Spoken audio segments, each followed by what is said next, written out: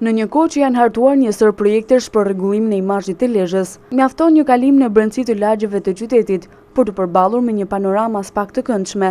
Është fjala për fasadet e shumë pallateve të vjetra, të cilët janë lënë si mos më keq. Në këto pallate nuk është ndërhyrë që nga ndërtimi i tyre, e ndërsa pallatet e reja të ngritura brityre më vonë nxjerrin në pa dhe më shumë shëmtjen e këtyre fasadave.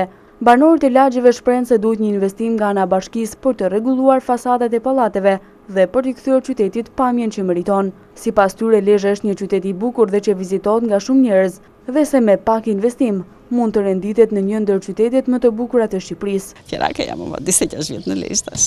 Do të shumë dhe rrugët e lagjes janë marrë me drinin e me ato, e s'kan rregullu lagjet brenda. Se di, ato të fjerit kënaqen në Lezhë. Kënaqen me ajrin e me gjitha. Po të kishte edhe kjo gjë të ishte rregullu, do ishte shumë mirë. Zonë turistika shumë e mirë me i bë, po ku ti marrin paret. Si rregull të vetë, dhe etiketa, dhe adresa, dhe fasadat pastra. S'ka. Normal, Këshilli Bashkiak duhet të marrë masat e vete. Është bërë e bukur, pavarësisht se këtu duhet të investim. Investimet ku duhet merren në korrikë të qytetarëve, kuptohet ajo punë.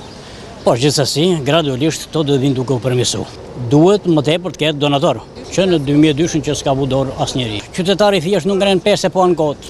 Këtu i bëj thirrje deputetit Kaubojësit. Ai të vë dorë diku. Është shumë me interes. Tek ai kemi shpresë. Dhe shpresojmë shumë që Duarnoci këtu do të bëjnë diçka. Lezhë turistike nuk mund të ketë një imazh të tillë përballë vizitorëve të shumë të saj. Prandaj një projekt për restaurimin e tyre është tejet i domosdoshëm. Në këtë qytet ndonë se janë bërë shumë ndërtime të reja, por sërish pallatet e vjetra, disa prej të cilave janë tetë të degraduar, bëjnë që të krijohet një pamje as pak të këndshme për një qytet me një histori mjaft të madhe.